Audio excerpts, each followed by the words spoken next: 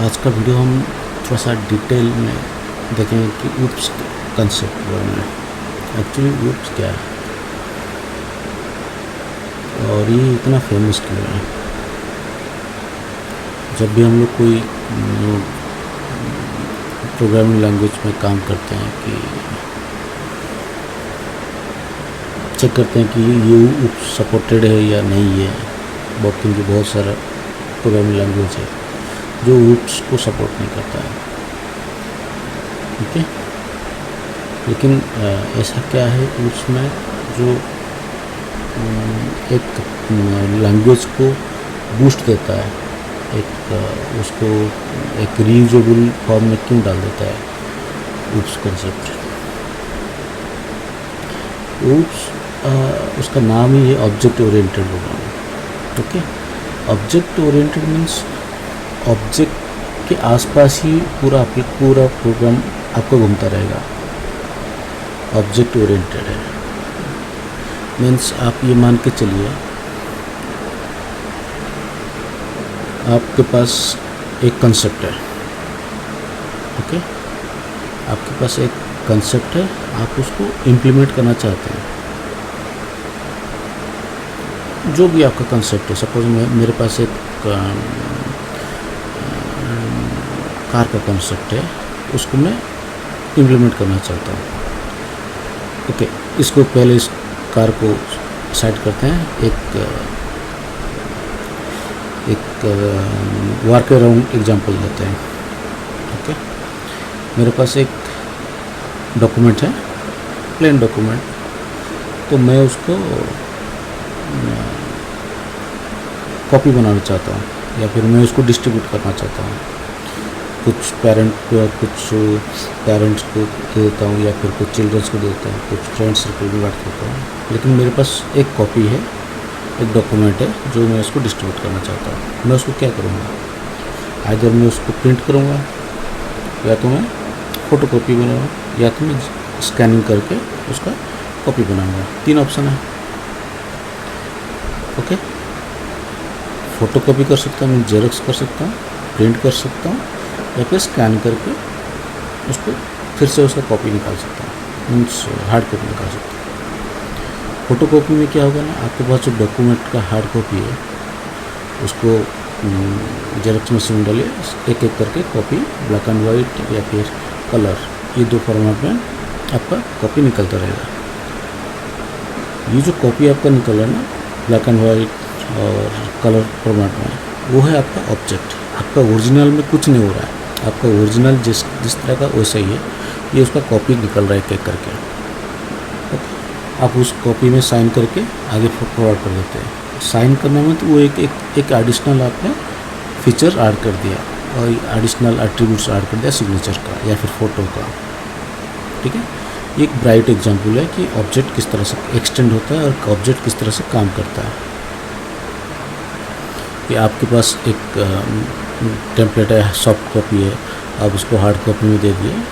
जैसे normally government offices या फिर कॉलेज में जो फॉर्म देते हैं, वो फॉर्म का एक टेम्पलेट रहता है उनके पास, कॉलेज वालों के पास, ओके। वो आप प्रोवाइड कर देते हैं, आप उसे हार्ड कॉपी निकाल के उसके अंदर फ़ोटो, सिग्नेचर और अदर इन्फॉर्मेशन डालते हैं।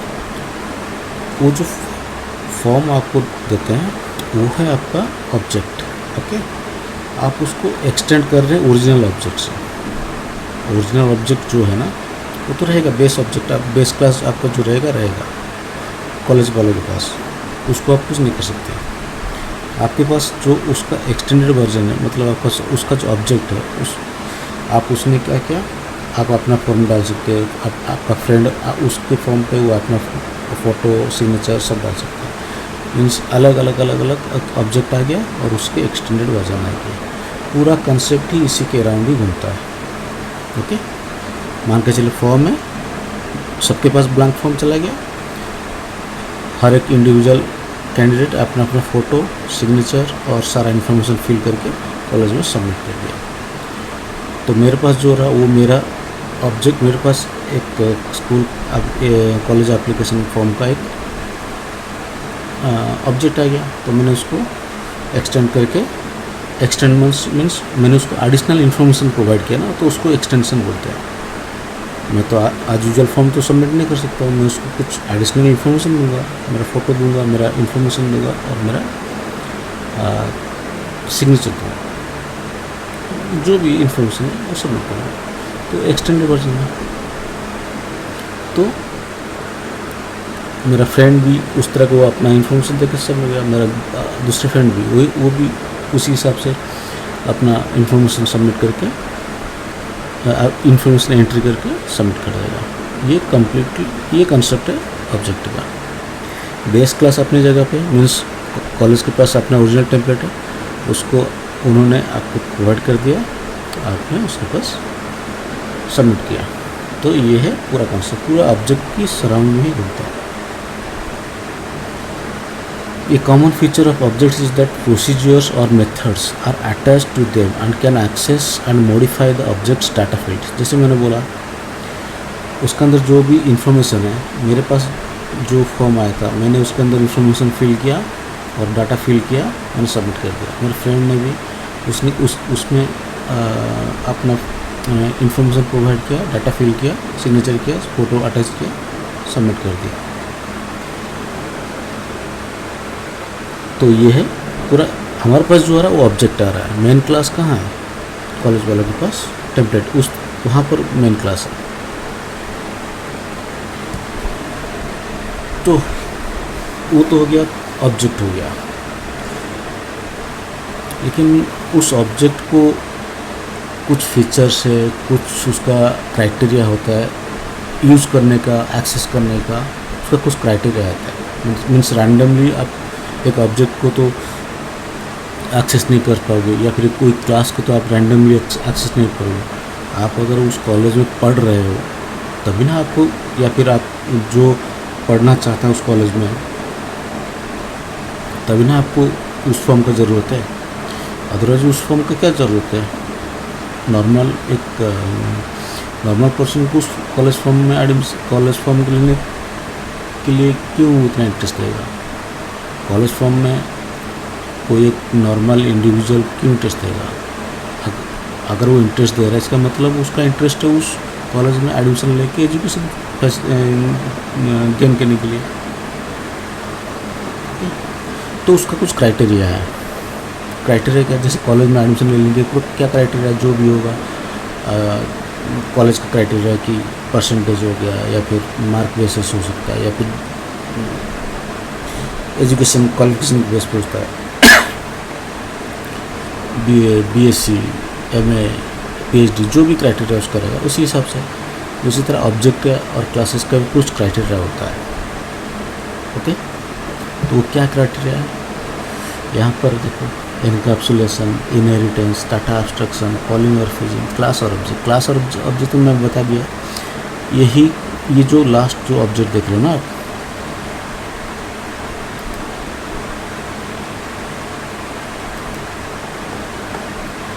ये जो देख रहे हो ना, ये दोनों का ही पूरा गेम है, और ये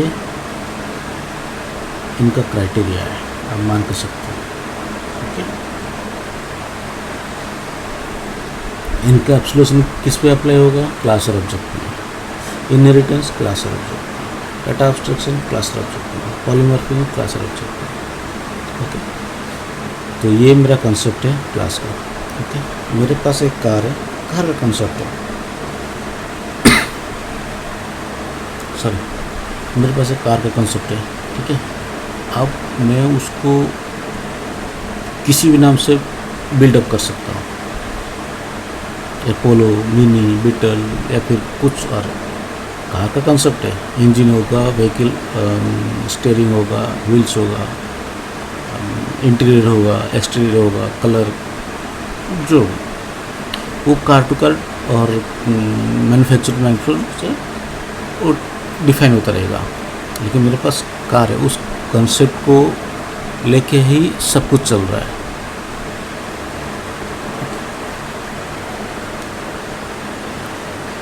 तो ये है पिलर्स, और मेन है ये दो, क्लास और ऑब्जेक्ट। क्लास और ऑब्जेक्ट के सर्कल में ही स्विच चारों घूमता रहेगा और कुछ नहीं। एनकैप्सुलेशन बताता हूँ, इनहेरिटेंस क्या है, डाटा एब्स्ट्रैक्शन क्या है, और पॉलीमॉर्फिज्म क्या है। तो एनकैप्सुलेशन, इनमें से जो पहले वाला जो ऑप्शन है एनकैप्सुलेशन, एनकैप्सुलेशन क्या होता है ना, आपको क्लास के अंदर जो फीचर्स ऐड होगा, जैसे इस पे मैंने एग्जांपल दिया है, इसके अंदर जो भी फीचर होगा ये इसी के ही अंदर ही रहेगा। ओके, इसके तो बाहर तो नहीं जाएगा ना। ये क्या करता है, एक तरह से डाटा हाइडिंग करता है, डाटा बाइंडिंग करता है, सब कुछ इसी के सर्कल में घूमेगा। आप अगर स्टीयरिंग लगाओगे, कहाँ पर लगाओगे, इसी के अंदर, या फिर इंजन का पार्ट जो लगाओगे, इंजन का जो इंटरनल पार्ट्स होगा, बेल्ट हो गया, वो इंजन में ही रहेगा, या फिर कार के तो दूसरे पार्ट में तो नहीं रहेगा ना।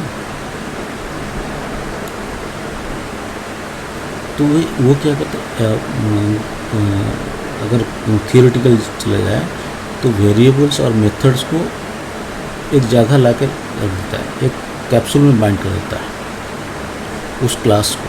फिर उस क्लास को आप जितना बार भी ऑब्जेक्ट बनाओगे तो ये दोनों कॉमन रहेगा। ओके, दूसरा है इनहेरिटेंस। इनहेरिटेंस ही बता रहा है कि जो आप मीन्स इनहेरिट करना, मीन्स एक हायरार्की को फॉलो करके चलना। मीन्स आपके पेरेंट या फिर ग्रैंड पेरेंट, उनका जो प्रॉपर्टीज है वो आपके पास ही इनहेरिट होके आएगा। इनहेरिट मीन्स क्या कह सकते हो कि उसका हिंदी वर्जन इनहेरिट करना, क्या प्रॉपर्टी का क्या कहेंगे, ओनरशिप लेना। ओनरशिप तो नहीं, आप प्रॉपर्टी ओनर कह सकते हो। इनहेरिट मीन्स सर्वे सर्वा, means one and only. Okay, data abstraction. Data abstraction ये एक पैटर्न है, ये उसका एक ब्यूटीफुल कॉन्सेप्ट है। ये क्या करता है, सिर्फ आपको एक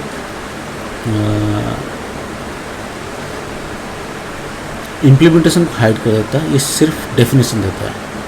ओके, मैं अगर कार लिख रहा हूँ, देखो मैंने यहाँ पर कार लिखा है, मैंने कहीं पर भी नहीं दिया है कि कार का कलर क्या है, कार का व्हील बेस क्या होगा, कार का इंजन में क्या होगा, कुछ नहीं दिया, मैंने लिखा है सिर्फ कार। तो ये एक तरह से डाटा एब्स्ट्रैक्शन है। ओके, अगर मैं इसके अंदर और कुछ लिखूँ, इंजन लिखूँ, या फिर मैं यहाँ पर स्टीयरिंग लिखूँ, या फिर ट्रांसमिशन पार्ट लिखूँ, तो मैंने यहाँ पर कहीं पर भी मेंशन नहीं किया कि ट्रांसमिशन ऑटोमेटिक होगा या मैनुअल होगा, इंजन कौन सा कंपनी होगा, और पेट्रोल इंजन होगा या फिर डीजल इंजन होगा, मैंने कहीं पर मेंशन नहीं। मैंने सिर्फ इंजन, स्टार्ट, स्टॉप, इस तरह का मैंने टर्म्स यूज़ किया। उसके अंदर क्या प्रोसीजर होगा, उसका स्टॉप मेथड में क्या होगा, स्टार्ट मेथड में क्या होगा, कुछ मैंने नहीं लिखा। वो सिर्फ आपको डेफिनेशन देगा, वो है डाटा एब्स्ट्रैक्शन। और polymorphism means, poly means many. आप ये जो टर्म देख रहे हो ना, पॉली,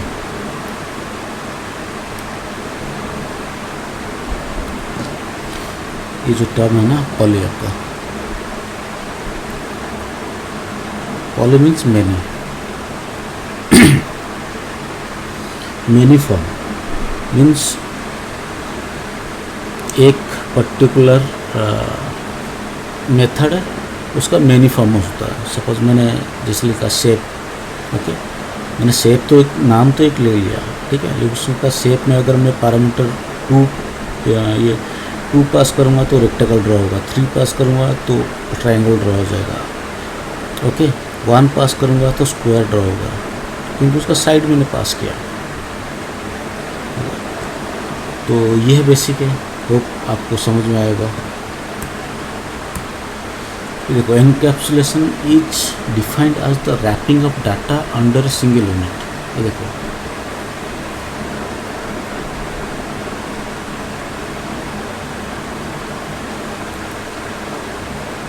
उसने क्या किया, रैपिंग ऑफ डाटा वेरिएबल और मेथड दोनों को रैप किया किसमें, इस सिंगल यूनिट के अंदर, that is called encapsulation.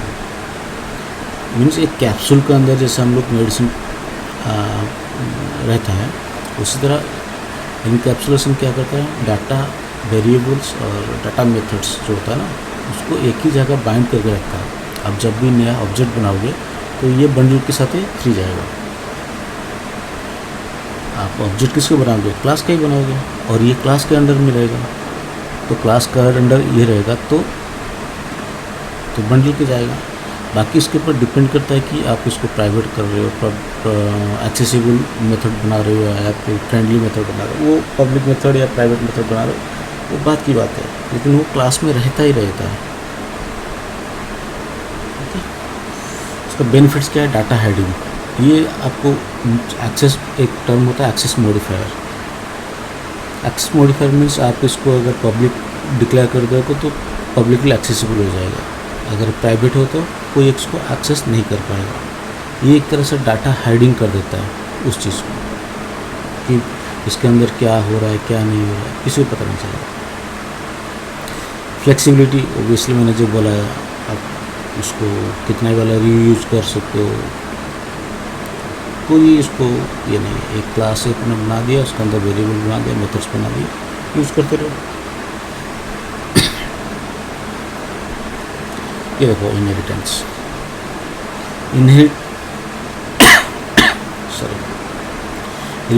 inheritance is an important pillar of object-oriented programming. Mechanism by which one class is allowed to inherit the features. Means मैंने बोला अगर एक चाइल्ड है तो ये क्या करता है, पेरेंट्स के प्रॉपर्टी को इनहेरिट कर रहा है, ओके, इस अपने प्रॉपर्टी को इनहेरिट कर रहा है। मीन्स कुछ फीचर्स को वो इनहेरिट कर देता है, सारे फीचर्स नहीं, कुछ फीचर्स को इनहेरिट कर देता है, दैट इज कॉल्ड इनहेरिटेंस। अगर मैं एक क्लास बनाऊंगा, एक कार क्लास, जैसे मैंने यहाँ पर क्लास बनाऊंगा, इस क्लास में इस कार के अंदर मैं अगर पब्लिक प्रॉपर्टी बना लूँगा कलर के नाम से, ओके, कलर, तो जब भी मैं इसको इनहेरिट करूँगा या फिर ऑब्जेक्ट बनाऊँगा, उसको एक्सटेंड करूँगा इस क्लास को, इसको बेस क्लास बनाएगा, कोई दूसरा एक क्लास डिराइव क्लास बनाऊँगा, इस क्लास को बेस बना के कोई और एक क्लास बनाऊँगा, तो इसका प्रॉपर्टी जो होगा वो उस पर एक्सटेंड होगा, ऐड हो जाएगा। तो जब भी मैं सेकंड क्लास में का ऑब्जेक्ट बनाऊँगा, इसका क्लास का भी कुछ प्रॉपर्टी उसमें ऐड हो जाएगा। तो इस सेकंड क्लास आपका जो फर्स्ट कार और सेकंड, तो सेकंड का जो ऑब्जेक्ट बनेगा ना, सेकंड का ऑब्जेक्ट फर्स्ट के ऑब्जेक्ट से वो कुछ फीचर्स इनहेरिट कर लेगा। डाटा एब्स्ट्रैक्शन, तो मैंने जो बोला था कि कुछ चीज़ों को हाइड कर देता है,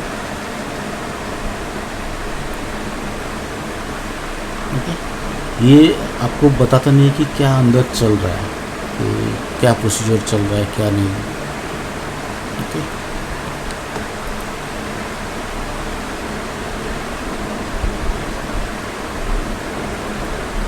इसके अंदर क्या प्रोसीजर चल रहा है क्या नहीं, वो कुछ बताता नहीं है, वो सिर्फ एक मेथड बताएगा।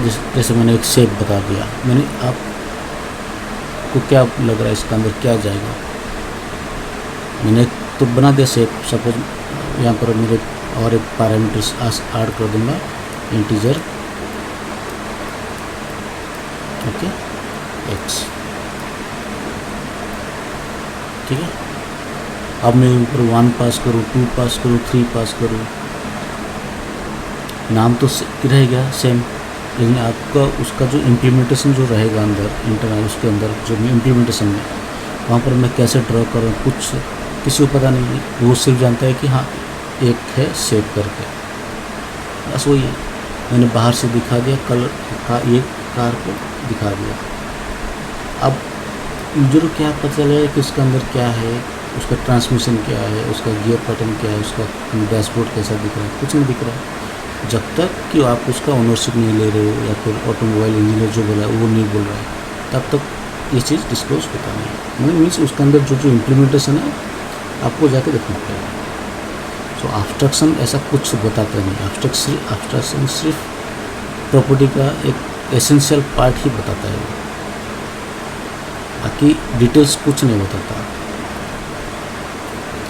पॉलीमॉर्फिज्म, पॉली मीन्स जैसे मैं होता many, poly means many, okay. Morphism means आपका मैनी फॉर्म्स आप कह सकते हो। पर्सन देखो, एग्जांपल देखो, एक पर्सन है, उसका डिफरेंट रोल है, ऑफिस गोयर है, कॉलेज, पेरेंट्स, किसी का बच्चा, किसी का चाइल्ड है, किसी का बॉस है, किसी का कलीग है। पर्सन तो एक ही है, रोल डिफरेंट है, ओके।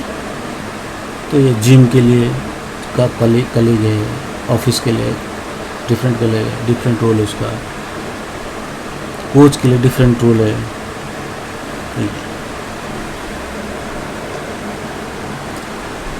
तो ये है basically polymorphism means one name many form, okay. ये तो हो गया पिलर्स के इंफॉर्मेशन। लेकिन आप उसको एक अगर बना रहे आपका एक क्लास है, उस क्लास के अंदर जो यूज करते हो ना ऑब्जेक्ट्स को, क्लास और ऑब्जेक्ट यूज़ कैसे करते हैं, दो ही है, या तो सेल्फ के थ्रू या फिर दिस के थ्रू। अगर आप दिस बोल रहे हो तो उस क्लास के अंदर जो उस क्लास को डिनोट करेगा वो चीज़, सेम क्लास को, okay. Self means same, this मतलब सेम।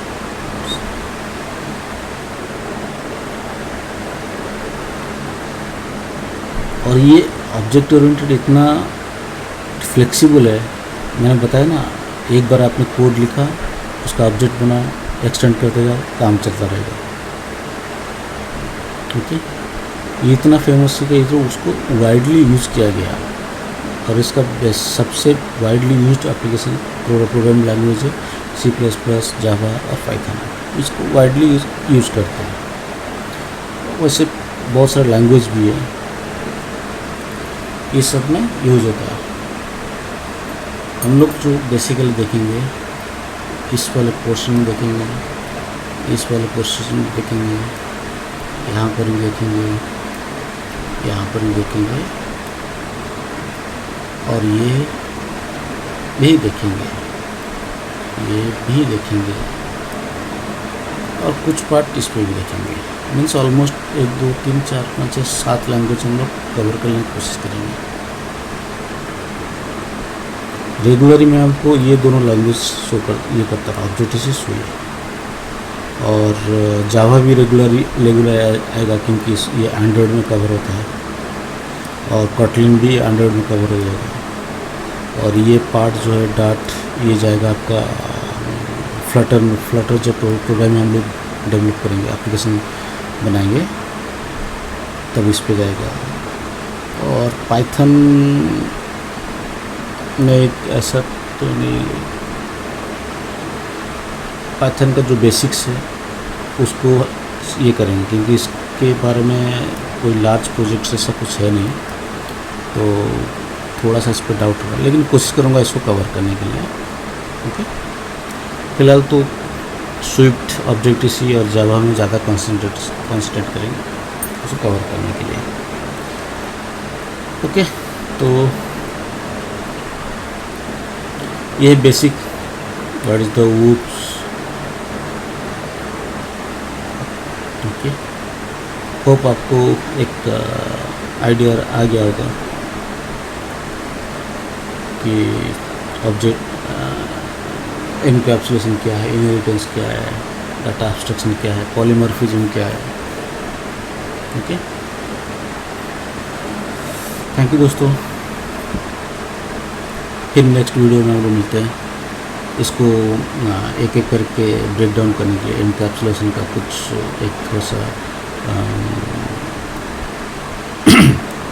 कोडिंग पार्ट भी शो करने के लिए कोशिश करूँगा, इनहेरिटेंस का भी कोडिंग पार्ट शो करने के लिए, आफ्टर्स पॉलीमर इसका कोडिंग पार्ट नेक्स्ट वीडियो में हम उसको एक्सटेंड करते रहेंगे। थैंक यू दोस्तों।